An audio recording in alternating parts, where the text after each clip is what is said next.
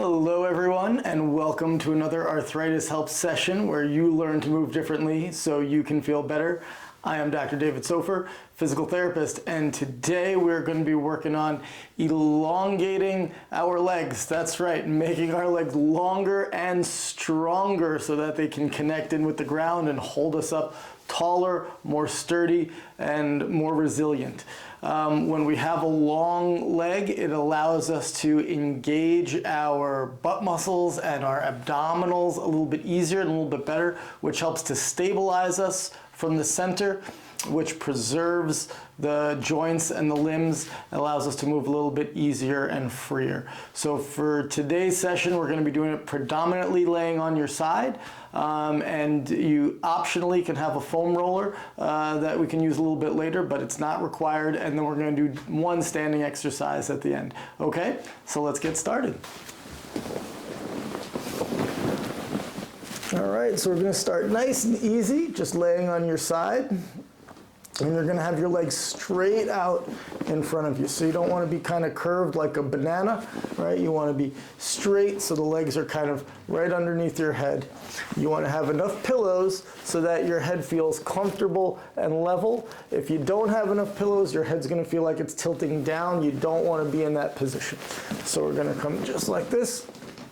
And we're going to stay nice and straight, nice and easy, one foot on top of the other. And then what we're going to do from this position is we're going to start with a little movement where you're just turning your foot up towards the ceiling, your top foot, and then come down. A small movement, but not always an easy movement. So you're going to think about that top foot. You're going to pivot on your heel and turn your leg up towards the ceiling, your toes up towards the ceiling, and come down.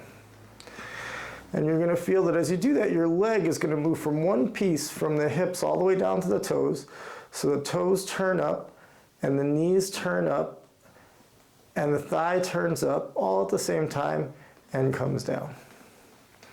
Now, as you're doing this, you want to make sure that you're not rolling your whole body back, that it's not a roll of your torso. For this exercise, we're trying to isolate the movement right down into the hip and turn up and turn down. And see how easily you can or can't do that. If it's challenging for you, don't fight, just do what you can. If it's a small movement, that's fine. But really, we're trying to localize and not rotate or move back and forth. And so can we find rotation purely at the hip to move the leg? And then we're going to do just a few of those, nice and easy, nice and simple. And the purpose of this exercise is to get used to the movement that we call external rotation in the hip, and to see how easily we can engage those little external rotator muscles. I say little, but some of them are actually quite big and quite powerful and very important to when we're standing.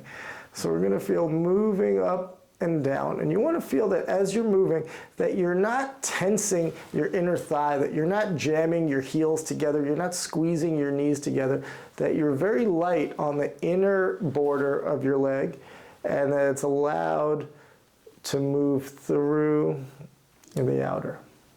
Now, the position that you are in the hip right there will make a pretty big difference of what you're able to do. If you find that when you laid down, you were kind of naturally situated into a position where your back was arched, it becomes much more difficult to find that roll and that turn. You can see how I'm doing my level best to try to get that leg up, and that's the best I can do. So if you straighten out, and if you find just a little bit of a drawing in of your belly and a little bit of a tucking of your tail, you're going to find that you get much more freedom to rotate the leg up and down, to rotate that kneecap up towards the ceiling and back down, but avoiding rolling through the body. So let's try that again. We're going to draw the belly in and tuck the tail, and we have tucks are such a big part of so many of these movement exercises that we do. So if you're having trouble with that part of it, you should definitely go back to some of the earlier videos where we work on freeing the pelvis or working on the pelvic tilt. and draw in and feel that ability to roll up and turn the legs away from each other and then back down. Very good. Okay, we're going to relax and leave that alone. I can feel that muscle working already. So now what we're going to do is we're going to work on lengthening the leg long from the heel. So don't worry about pointing the toe down, but think about elongating from your heel. So can you make your top leg long on the bottom leg? So you can drag over and drag back. Can we get long on that bottom leg? And at this point, if you have a roller, you can use that. It makes it a little bit easier sometimes. So if I put a roller underneath the leg and I bend the bottom leg to here, I can feel like I'm rolling that bottom leg. I don't want to be forward in this banana shape. I want to make sure that the leg is straight out. And how can I roll that leg long and then let it come short? And let's just feel what it feels like to elongate and feel what your body's natural inclinations are to do. A lot of people, when they roll long, they wind up arching their back and dropping their chest forward, right? And that gives the feeling of being long, but it actually shortens the spine. So it creates tension, which makes us feel like we're pulling, we're lengthening, but it actually creates a shortening in the spine and a tensioning, which doesn't allow us to move. So let's see if we can feel a way. Can we draw the belly in and still elongate that leg a little bit? And that can be a particularly tricky thing to do sometimes. And let's get that nice up, out, and back. And so now we're going to feel all the little components of that movement as we go. Okay, so we're going to feel that we're going to bring the leg back so that we're even. We're going to draw the belly in, and as we elongate the leg, I want you to feel the tip of your pelvis, and I want you to feel how it starts to tip away from you. So if I were to balance a glass of water on the point of your pelvis that's pointing up at the ceiling, when elongated, that water would want to spill out a little bit towards the heel. And when I relaxed, it would come to level or even perhaps spill out towards the head. And feel that ability to elongate and dip the pelvis. Nice and easy. If you start to feel any strain in your neck, it's usually because we're lifting. Then you want to add another pillow or another level in your head. Okay, sometimes we tense up the head as we counter the leg. We want to make sure that the head is nice and comfortable. And we're going to elongate that leg without arching, without turning, the best we can. See if we can tuck into it and relax. And feel that the pelvis tips down. Now, as the pelvis tips down, it would make sense if the ribs were able to pop up. So can we find a way that we lengthen in a manner that allows the ribs underneath or touching the table to rise up, and see if you can do that in a way that gives you even more freedom to elongate that leg. So can we elongate from the heel, which tips the pelvis down, which lifts the ribs from the table or draws the top ribs up to the ceiling? And let's feel that elongation and that lengthening. And this can be really tricky sometimes for a lot of people, and it's important because being able to push downward is the key to being able to stand upward, to be able to push the ground away so we can stay tall and not just be compressed by gravity. So we want to make it easier for us to lengthen the leg, but not in the way that tensions the body or arches. So let's go again. Feel that we're going to keep the leg back a little bit, draw the belly button in, elongate the leg, the pelvis tips down, the ribs come up. Now I want you to think about the tip of your shoulder that's into the floor, and I want you to feel, forget about the leg for a moment, and see if you can just press that shoulder into the floor in a way that creates a lot of space underneath the ribs. Can you almost lift the top ribs up to the ceiling by pushing that bottom shoulder down to the floor? So you're kind of creating a tunnel underneath your ribs by pushing your right shoulder or your bottom shoulder down into the floor. And then you can even add a little bit of pressure from the side of your head into the pillow at the same time as the side of your shoulder into the pillow in a way that creates a space here and an opening here. And then as we relax, feel yourself drop down into the table. If you're tired, if you need a break, take a rest. You don't have to work at my pace, you work at your pace, okay? You can always pause the video, come back to it, whatever you need to do, work on the pieces that are troubling for you. Every piece that you can make better is an opportunity to feel better. So rule number one, always be kind to yourself. Always do what's making you feel good and feel comfortable. Okay, I'm going to resume. I'm going to make sure I have my leg placed in line with me, not in front of me. Okay, and then I'm going to get a little drawn from the belly, elongate from the heel, let the ribs, let the pelvis tip down, the ribs lift up, and a little bit of pressure down with my right shoulder and my right side of the head. And I'm going to put all of those things together and see if I can put them together into one piece. And that is not so easy. Can you put those pieces together in a way where it stops feeling like you're doing 5 different things? It stops feeling like you're elongating the leg, lifting the ribs, tipping the pelvis, pushing the shoulder. But does it feel like one movement that has a bunch of different components? Right? Fluid and familiar movements feel like one piece that with a lot of components. Like if you said make a fist, you don't think bend one finger, bend the other finger, bend this knuckle. They just all go together as one piece. Can we find a way to be so rehearsed and so fluid and so easy that we can find that length? Then what we're going to do is, as we get to that nice long position, but only by following these elements, leg back, draw the belly, lift the ribs, push the shoulder, can we just give a little lift to the leg so it's unweighted the bolster or the floor, and then come back. And again, elongate and lift, and we don't want to lift so high, right? We want to lift literally just a millimeter, literally a millimeter off of the support, off of the bolster. If you're reaching from the floor, you can lift just to parallel, not any higher, and then relax. And then you're going to start to feel the muscles in your hip working. You might feel the side of the hip, you might feel the back of the hip. It's really back in here, the muscles back here that we're really trying to engage with this activity. So we're going to reach out long, we're going to feel all of those pieces come together, and then at the very end, we're going to try that little bit of a lift and come down.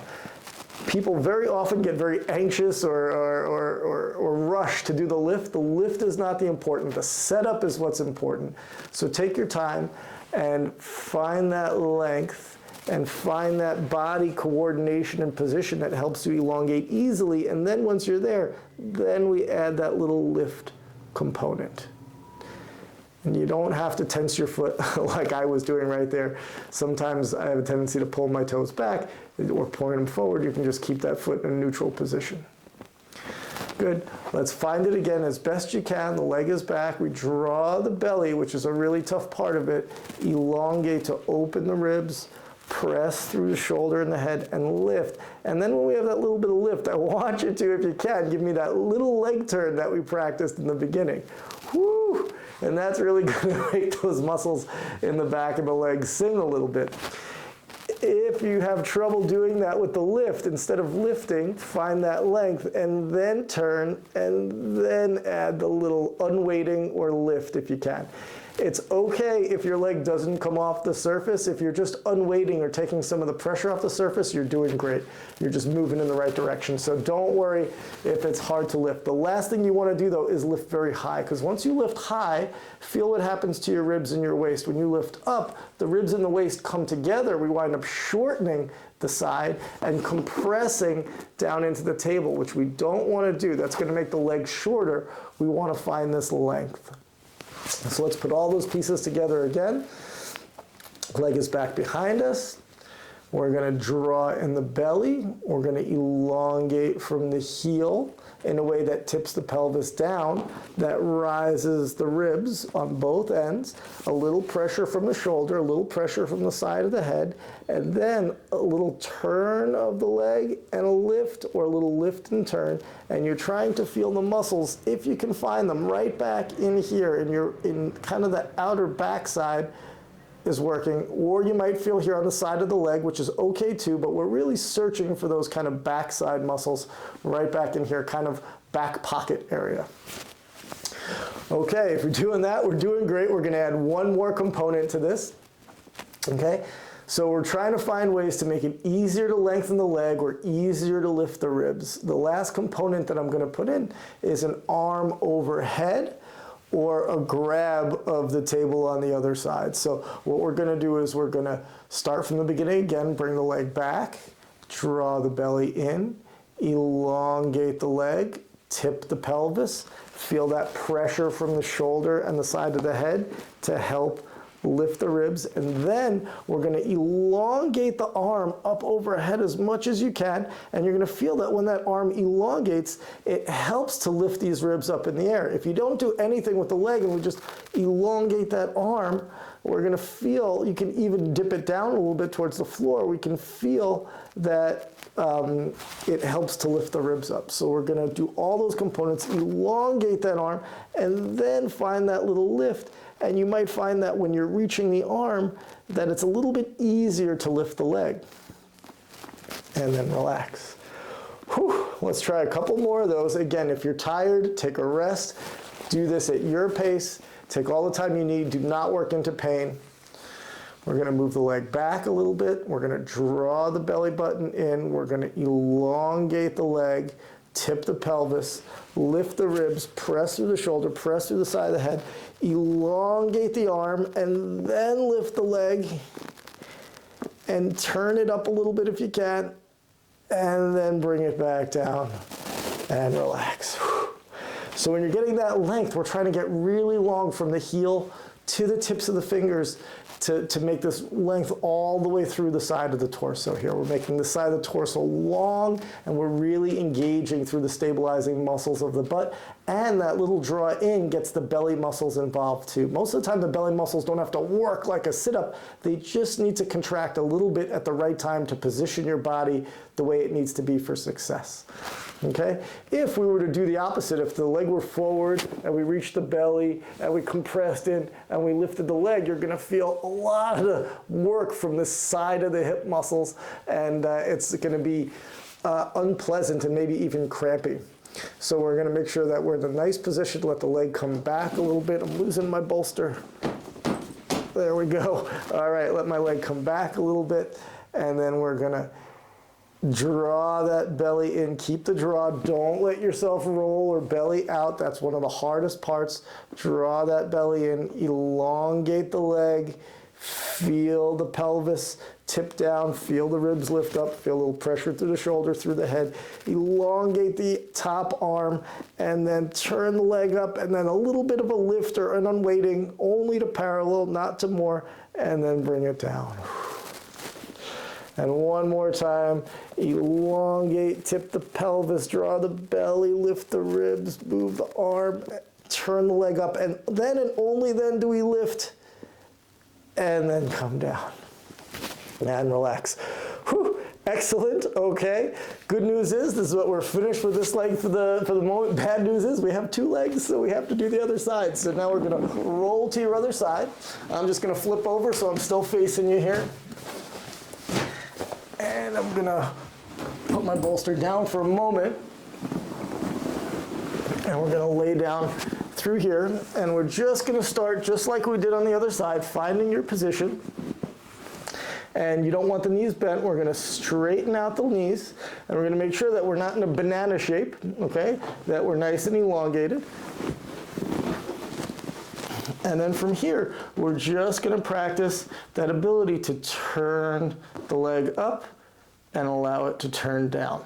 This is small but tricky, okay? If this is hard for you, you are not alone, all right? Straight, turn the leg up and let it turn down.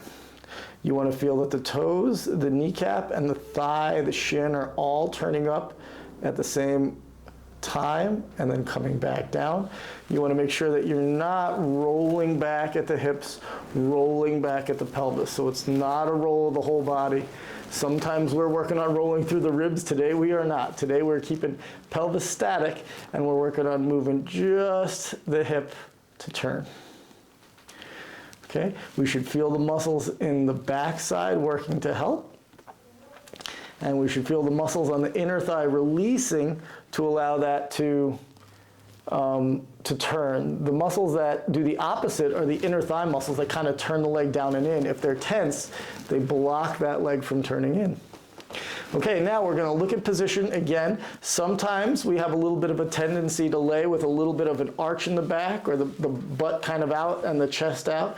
And we're going to work on tucking the tail under and drawing the belly button in and feeling how that gives freedom. Oh my gosh, so much easier to lift my heel. I didn't think that I was arched, but then when I actively draw in to put my body in an optimal position, oh goodness, it becomes so much easier and freer to engage the muscles I want and disengage the muscles I don't want for this particular movement. All right, and feel that ability to roll through and relax. And if that's all you can do, I mean, that's really a great exercise in and of itself. Just training you how to get external rotation, turning out, so important, through the leg and engage the muscles of the butt, that's fantastic. And feel, if you do the opposite, I like doing contrast. I like doing things the quote wrong way so I can feel what it feels like when it's hard. If I stick my butt out and I drop my belly forward and I turn and I try to lift up, oh gosh, that's all I can do, right? That's all there is. My body is not in a position for success when I do that. Now I want to undo all that. I'm going to elongate my body. I'm going to draw the belly in from the front. I'm going to open up the back. I'm going to make sure I'm nice and straight. And then with that draw in, I'm going to feel how much more I'm able to turn. And as I practice, I find that position a little bit easier and I get a little bit better at it. And this feels even nicer than the first time I did it. Beautiful, lovely. Okay, so that's a good way of working on turning the leg and engaging the butt muscles. Now we're going to work on the lengthening exercise. So again, if you have the roller, use the roller. If you don't, you let your leg just kind of hang over the other leg or slide on the other leg. Either way is fine. The roller makes it a little bit easier, a little bit nicer for me, so I'm going to throw it in. I think it makes it a little easier to demonstrate as well. So I'm going to add the roller there. I'm just going to bend the front knee up a little bit. Okay, and I'm going to elongate the leg. I'm going to make sure that I'm back, that I'm not forward and in, and then I'm going to back and I'm going to draw the belly button in and I'm going to open and I'm going to just reach with the heel and then come back and see what happens. And so I'm going to reach with the heel and then see what happens. Okay, let's try it again. We're going to bring the leg back. We're going to elongate from the heel. We're going to roll down the bolster and come back and just see how easy we can roll and come back and what the body's natural inclination is to do. Okay, does the body, my body is having this inclination to roll forward a little bit. I'm wanting to roll forward, chest and belly forward, which is not helping me to elongate that leg. So that's something I'm going to have to figure out how to change. So I'm going to have to actively now draw my belly button in, right? Elongate my leg, bring it back, and then find a way to lengthen the leg without this rolling in of the belly. Can I tuck into that length? Can I figure out how to make that movement happen? And this is something that I'm having to kind of plan or figure out as I go. If I just let my body do whatever it wanted to, this is where I would wind up. So I have to actually actively work against that. Okay, now we're going to see if we have that leg back and the belly drawn in and we elongate the leg, we feel the pelvis tip down and we feel those ribs start to pop up. And then relax. Can we elongate the heel? Feel the pelvis tip down and the ribs start to pop up, but without bellying out, drawing in. How do we draw in through that length? And if it's only a little bit, I'd rather a little bit in the right direction than a lot in the wrong direction. So how much can we find that length? And it's going to be different for everybody. You may move a lot more than me, and if you do, that's great. And you may move a lot less than me, and if you do, that's great too, right? We're just working within ourselves. Comparison is not going to help anybody here, okay? Comparison is the thief of joy. So we're not going to compare ourselves to anybody else. We're just going to compare ourselves to how we are when we start versus how we are when we finish. And so we're going to make sure we draw the belly in and elongate and lift the rib. And then we're going to press that bottom shoulder and side of the head down to lift. So now we're going to add the arm reaching up overhead component. So we're going to do the whole thing again. We're going to draw the belly in, let the leg come back, elongate that leg, feel the ribs pop up, feel the shoulder press down, side of the head press down, arm overhead, reaches, and feel how the reach elevates the ribs and helps to lengthen the leg. And then the very last piece is a little lift up and even a little turn if you can do that, and come down and relax. Good, let's try to put that all together again. Elongate the leg, draw the belly in, feel the pelvis tip down, feel the ribs lift up, shoulder presses down, arm reaches overhead, and then the very last piece is a lift if you can, with a little bit of a turn up of the leg, and then back down and relax. And give it one more go. A reach, feel the ribs lift up, feel that it's all one continuous movement. Feel the arm reach overhead and then that lift. And feel the muscles in the back of the hip and the back of the leg really working. Whew. Okay.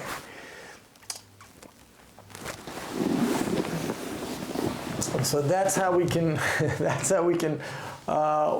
elongate the legs to work the muscle. Now we're going to take that to a standing position, how we can use those same skills and bring it to real life, bring it to standing up. Now that we've practiced lengthening those legs on the table and engaging the butt muscles and freeing the torso to move side to side, we're going to see how that extrapolates into a standing position. So we're going to do exactly the same thing, but we're going to do it now standing up. And by lengthening the leg obviously isn't going to extend through the floor. It's going to push against the floor and bring your crown a little closer to the sky. So let's see how that works. So we're going to stand just like this. Fingertips towards the wall, feet about a foot away from the wall, and we're going to shift weight onto one leg and put the other foot just gentle toe touch onto the floor, and then you're just going to relax and sink, keeping the right knee straight, let your hips kind of fall out to the side, and then you're going to lengthen that leg, and as you push your heel down into the floor, you're going to feel how your pelvis starts to move to the left. If you're pushing your right leg, it's going to move to the left to come over the heel, over the ankle. And if you relax, you're going to feel how it kind of deviates out to the side. So if we're just letting gravity compress down on us, it's going to soften and let that hip deviate out to the side. But if we press down through the floor, it's going to bring that hip over the foot, and you'll notice when it does that, it tips the pelvis down and it opens up the ribs. Same as if we were raising that arm up to the sky, elongating through the ribs and working those butt muscles. And come back down. You want to find that as you do that, that you're drawing in from the pelvis a little bit, that you're not letting yourself be in this tail out, chest out position, but we're finding that drawn in pelvis, so that way you can find the length into the leg.